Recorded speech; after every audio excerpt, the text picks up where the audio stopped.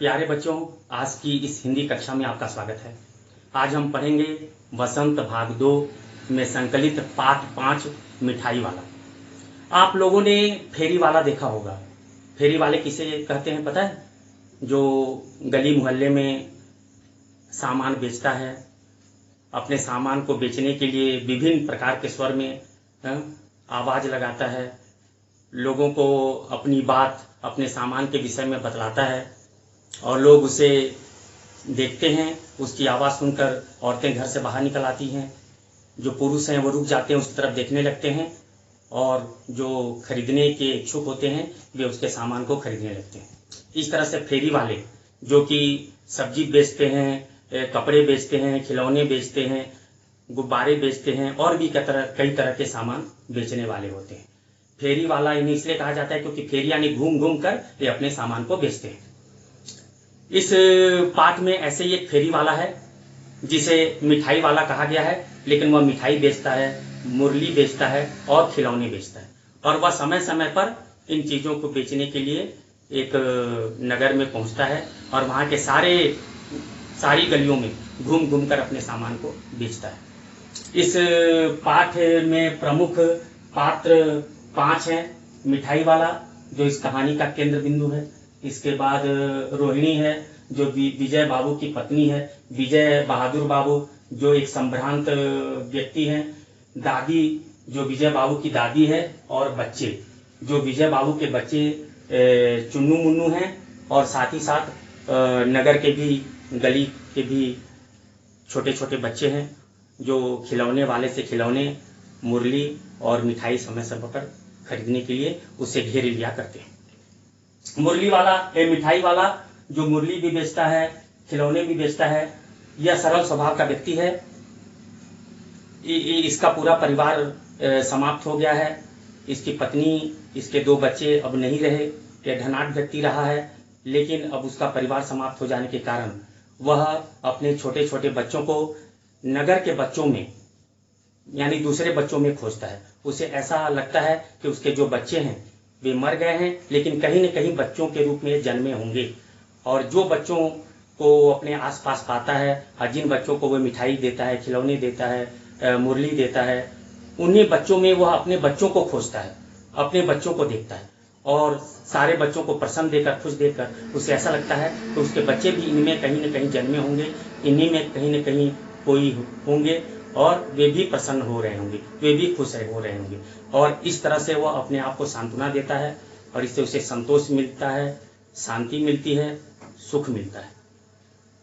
रोहिणी है जो विजय बाबू की पत्नी है, यह जिज्ञासु प्रकृति की है।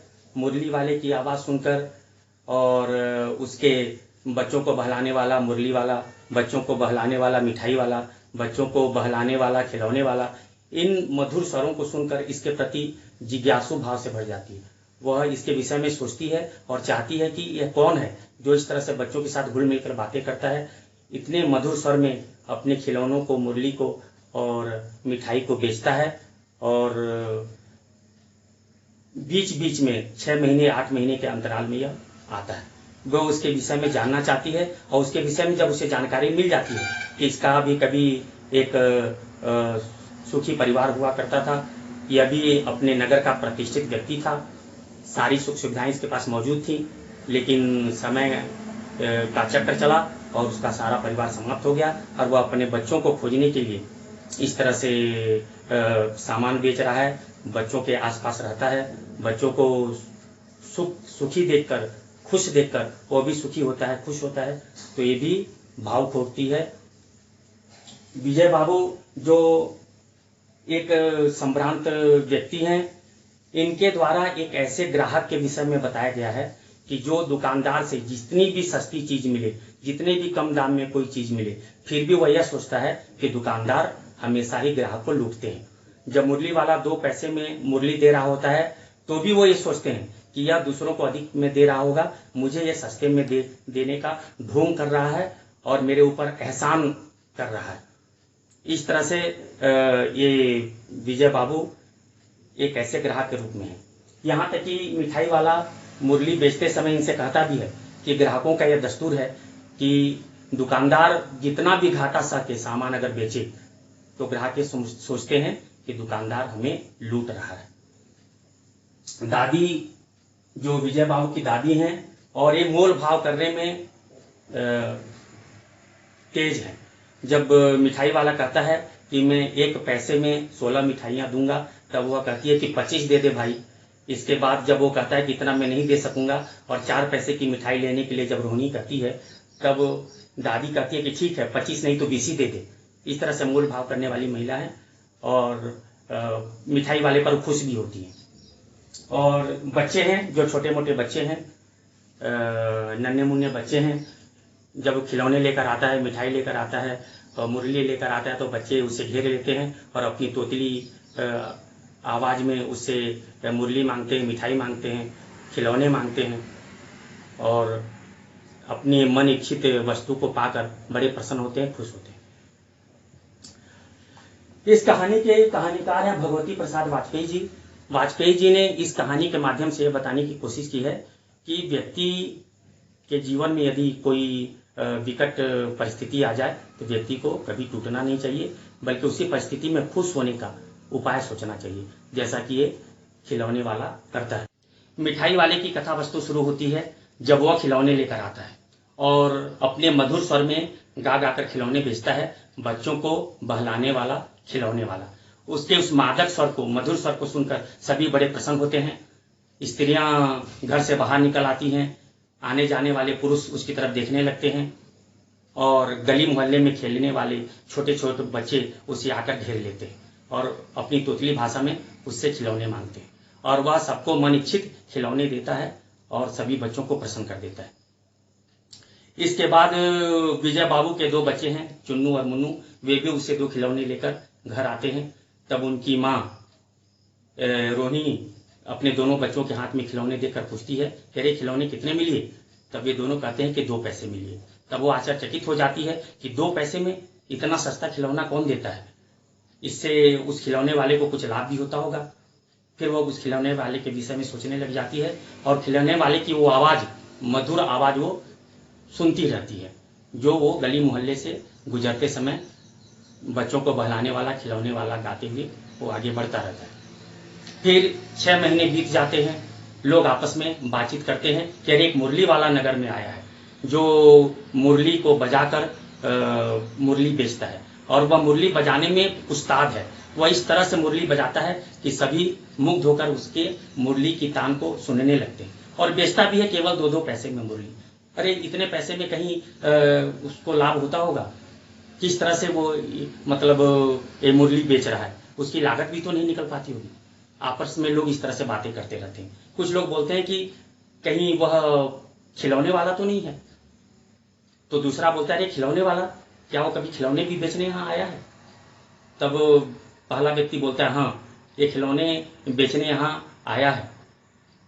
30-32 साल का युवक होगा, बीकानेरी साफा बांधता है, दुबला पतला और गोरा है और इसी तरह बच्चों को बहलाने वाला, मुरलिया वाला कहकर वह अपना खिलौना भी बेचता रहा है।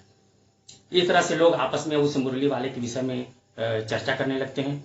रोहिणी घर में रहती है, वो भी इस मुरली वाले की आवाज़ को सुनती है। अब उसे बड़ा मतलब ताज्जुब होता है कि अरे इसकी आवाज़ तो कुछ जानी पहचानी लग रही है, कहीं यह खिलौने वाला तो नहीं है जो यहाँ पे खिलौने बेचने आया करता था। फिर उसे लगता है कि जरूर वही होगा, क्योंकि उसकी आवाज़ वैसी है, वैसे ही मधुर है और उसी लहराती आवाज़ में वह चिल्ला रहा है। फिर वह अपने पति विजय बहादुर बाबू को बुलाती है और कहती है कि जाओ चुन्नू मुन्नू के लिए 2 मुरली खरीद ले आओ। तो विजय बाबू जाते हैं और उस मुरली वाले से कहते हैं कि भाई 2 मुरली दे दो, इसकी क्या कीमत होगी। तब तक बच्चे आके मुरली वाले को घेर लेते हैं। अब मुरली वाला सबको मुरली देने लगता है और सबसे बड़े ही प्रेम के साथ बात करता है। अगर किसी के पास पैसे नहीं है तो भी उन्हें मुरली दे देता है। अगर कोई पैसा माँ से लेकर नहीं आ सका है तो उन्हें समझाता है कि ऐसे पैसे नहीं मांगे जाते, माँ की धोती को पकड़ लेना चाहिए, जमीन पर लौटना चाहिए, तब जाके माँ पैसे देगी। और अगर कोई अधिक पैसा ला दिया हो, दुअन्नी लाया हो, तो कहता है ऐसा दुअन्नी लाए, ठीक है बाकी पैसे तुम ले लो, तुम्हारे लिए नारंगी वाली मुरली ठीक रहेगी, तुम्हारे लिए यह छोटी सी मुरली ठीक रहेगी।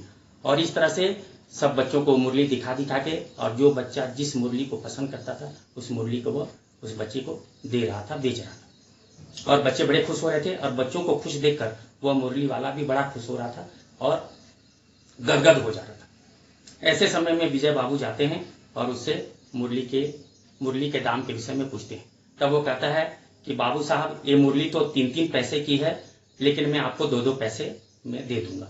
तब विजय बाबू हंसते हैं और उससे कहते हैं कि अरे, तुम मुझ पर एहसान लाद रहे हो, सबको दे रहे होगे 2-2 पैसे में, और मुझे कह रहे हो कि मैं 2 ही पैसे में दे रहा हूँ। ये तुम दुकानदार वाले भी अजीब होते हो। तब वह मुरली वाला आश्चर्यचकित हो जाता है और कहता है, बाबू, इसकी लागत मैं आपको क्या बताऊं, इसकी लागत 3 पैसे की है, लेकिन मैंने 1000 मुरलियां बनवाई थी, तब जाके ये 2 पैसे की बनी है, लेकिन मैं आपको 2 पैसे में दे सकता हूँ। बाबू साहब, जो दुकानदार होता है वह अगर घाटा सहकर भी अगर ग्राहक को सामान बेच रहा हो तो ग्राहक यही सोचते हैं कि दुकानदार हमें लूट रहा है। अब विजय बाबू बोलते हैं, ठीक है, मेरे पास समय नहीं है, जल्दी से 2 मुरली दो, और 2 पैसे में मुरली लेकर घर आ जाते हैं। रोहिणी खुश होती है कि अरे, इतना सस्ता, इतनी सस्ती मुरली वो कैसे बेच पा रहा है। इसके बाद फिर वह मुरली को बजाते हुए और उसी मादक स्वर में गाते हुए कि बच्चों को बहलाने वाला मुरली वाला करके गली में गुम हो जाता है। 8 महीने बीत जाते हैं। अचानक रोहिणी को मधुर स्वर सुनाई देती है कि बच्चों को बहलाने वाला मिठाई वाला। उसे तुरंत स्मरण आता है कि ऐसे ही मादक स्वर में मुरली वाला भी गाया करता था, खिलौने वाला भी गाया करता था, कहीं यह व्यक्ति वही तो नहीं है। इसलिए वो अपनी दादी से कहती है कि दादी, जरा जाओ और जाकर इस मिठाई वाले को बुला लाओ, चुन्नू मुन्नू के लिए मिठाइयाँ लेनी है। अब दादी जाती है और मिठाई वाले को बुला लाती है। अब दादी मिठाई वाले से पूछती है कि कितने 1 पैसे की कितनी मिठाई दोगे। तब वो कहता है कि 1 पैसे की मैं 16 मिठाई दूंगा। अब दादी उसे मूल भाव शुरू कर देती है, कहती है कि भाई 25 मिठाई तो दो। तब वो कहता है कि नहीं, 25 तो मैं नहीं दे सकूंगा, आपको मैं क्या बताऊं कि इसकी क्या लागत पड़ी है और किस तरह से मैं इसको 1 पैसे में 16 बेच पा रहा हूँ, लेकिन मैं आपको 16 से अधिक नहीं दे सकती। रोहिणी कहती है कि दादी, ये मिठाई और भी सस्ती दे रहा है, जितना दे रहा है और सस्ती ही है, इसमें कोई बात नहीं है, 4 पैसे की मिठाई ले लो। अब दादी 4 पैसे की मिठाई उसे लेने लगती है, वो मिठाई को गिनने लगता है। तब रोहिणी जिज्ञासावश उससे पूछती है कि दादी के माध्यम से पूछती है कि दादी, इससे पूछो कि यह पहले भी आ चुके हैं कि अभी आए हैं। तब वह आश्चर्यचकित हो जाता है और कुछ मन में उसे खुशी भी मिलती है कि कोई उसके विषय में इतना सोच रहा है, कोई इसके विषय में इतना ध्यान देता रहा है।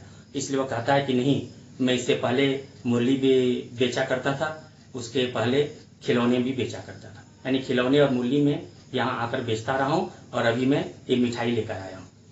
अब रोहिणी पूरी तरह से आश्वस्त हो जाती है कि यह वही व्यक्ति है जो यहाँ आकर पहले खिलौने, मुरली और अभी मिठाई बेच रहा है। इसलिए वह उससे पूछती है कि इसमें आपको क्या मिलता होगा, लागत भी तो नहीं निकल पाती होगी, लाभ की तो बात ही नहीं है। तब वो कहता है कि सही बात है, खाने लायक निकल आता है, कभी वो भी नहीं मिल पाता, लेकिन मुझे संतोष मिलता है, सुख मिलता है, शांति मिलती है, जिसकी तलाश में मैं ये सब काम कर रहा हूँ। तब रोहिणी कहती है कि बताओ अपने विषय में ऐसी क्या बात हो गई। तो वह कहता है कि जाने दीजिए, अगर आप सुनेंगे तो आपको दुख होगा। तो रोहिणी कहती है कि नहीं, बतलाओ, जब इतना बतला चुके हो तो पूरी बात बतला दो। तब वह गंभीर स्वर में कहता है कि मैं भी अपने नगर का प्रतिष्ठित व्यक्ति था, मेरे पास भी धन दौलत, नौकर चाकर और सुंदरी पत्नी और 2 सोने के खिलौने जैसे प्यारे बच्चे थे। मेरा सुखी परिवार था, मैं बड़ा ही आनंदी था, बड़ा ही प्रसन्न था। फिर अचानक कालचक्र चला और मेरा परिवार समाप्त हो गया, अब कोई नहीं है। मैं अगर वैसे ही रहता, याद कर करके अपने बच्चों को, अपने परिवार को रहता, तो मैं घुट घुट के मरता। लेकिन मैंने सोचा कि मेरे बच्चे कहीं न कहीं जन्मे होंगे और ऐसे ही छोटे नन्हे मुन्ने बच्चों के रूप में ही जन्मे होंगे, तो मैं इनके पास चलूं और उनको खुश करूं, क्योंकि अगर इन नन्हे मुन्ने बच्चों को मैं खुश करूंगा, प्रसन्न करूंगा, तो मेरे बच्चे जो इस रूप में जन्मे होंगे वे भी प्रसन्न होंगे, खुश होंगे, और इन नन्हे मुन्नों को देखकर, इनमें अपने बच्चों को देखकर मैं भी खुश हो जाऊंगा। इसलिए मैंने अपना ये व्यवसाय प्रारंभ किया है। मैं इसमें कहीं कुछ मुझे लाभ नहीं होता, लेकिन इन बच्चों को देखता हूँ, इन बच्चों की खुशी देखता हूँ, इन बच्चों की चहचहाट, इनकी किलकारी को सुनता हूँ तो मुझे बड़ी खुशी होती है, बड़ी प्रसन्नता होती है और मुझे आनंद प्राप्त होता है। और मैं इसी के तलाश में ही मैं यह काम कर रहा हूँ। अब रोहिणी देखती है कि इतना सब बताते हुए उसकी आंखें भर आई हैं, तब तक चुन्नू मुन्नू आ जाते हैं और रोहिणी से लिपट जाते हैं और कहते हैं अम्मा मिठाई। तब वह मिठाई वाला खुद 2 पुड़िया अपनी ओर से देते हुए कहता है कि बच्चों यह मिठाई लो। अब रोहिणी चिप के अंदर से जहां जिस पर्दे से वह मिठाई वाले से बात कर रही होती है वहां से 4 पैसे वो फेंकती है, लेकिन मिठाई वाला कहता है कि अब की बार मैं पैसे नहीं लूंगा और वह उठकर चले जाता है। इधर दादी कहती है अरे भाई अपने पैसे लेते जाओ लेते जाओ, लेकिन मिठाई वाला दूर निकल जाता है और उसकी आवाज फिर सुनाई देती है, बच्चों को बहलाने वाला मिठाई वाला। तो यही इस पाठ की कथा वस्तु है। इस पाठ का केंद्रीय भाव यही है कि कभी भी जीवन में जो भी विपत्ति आए व्यक्ति को निराश नहीं होना चाहिए, टूटना नहीं चाहिए, उदास नहीं होना चाहिए और हमेशा घुट घुट के नहीं जीना चाहिए, बल्कि उस परिस्थिति में भी प्रसन्नता का, सुखी होने का उपाय तलाश कर लेना चाहिए, खोज लेना चाहिए। जैसा कि यह मिठाई वाला करता है। उसका पूरा परिवार समाप्त हो गया है, बच्चे नहीं हैं जिन बच्चों को दे देकर वो प्रसन्न होता था, चाहता तो घुट घुट कर मर जाता, लेकिन वह एक दूसरा उपाय निकालता है जिससे कि वो भी खुश रहे और बच्चों को भी खुश कर सके। इसलिए वह तरह तरह की चीजों को बेचता है, मिठाई बेचता है, मुरली बेचता है, खिलौने बेचता है और बच्चों के पास कभी 6 महीने में कभी 8 महीने में आता है और सस्ते दाम में, लागत मूल्य में इन चीजों को बच्चों को देता है और बच्चे बड़े खुश होते हैं, उसे घेर लेते हैं और उसको अपनी तोतली भाषा में उससे सामान मांगते हैं और उनको देखकर वह गदगद होता है, बड़ा प्रसन्न होता है और इसी बहाने वह खुश होता है, प्रसन्न होता है। जिस खुशी की तलाश में, जिस प्रसन्नता की तलाश में वह घूम रहा होता है, इन बच्चों के पास आके वही खुशी, वही प्रसन्नता उसे मिलती है और इनमें वो अपने बच्चों को देखता है। इसका उद्देश्य भी यही है कि हमें हर परिस्थिति में प्रसन्न रहना चाहिए, कभी भी अपने आप को टूटा हुआ महसूस नहीं करना चाहिए, अपने आप को उदासी के गर्त में नहीं ढकेल देना चाहिए। हर परिस्थिति में खुश होने का, प्रसन्न होने का कोई न कोई तरीका ढूंढ लेना चाहिए। और प्यारे बच्चों, इससे संबंधित कुछ प्रश्न हो सकते हैं, जैसे मिठाई वाला कुछ काल के अंतराल में ही क्यों सामान बेचने आता था, मिठाई वाला इतने सस्ते दाम में सामान क्यों बेचा करता था, रोहिणी मिठाई वाले को देखकर क्यों जिज्ञासा से भर जाती है, मिठाई वाला अपने जीवन की क्या कहानी सुनाता है, इस पाठ से आपको क्या शिक्षा प्राप्त होती है। इस तरह से इन प्रश्नों का उत्तर आप खोजिए, समझिए और अपने कॉपी में लिखिए। पूरा विश्वास है कि आप इस पाठ को भली भांति समझ गए होंगे। धन्यवाद।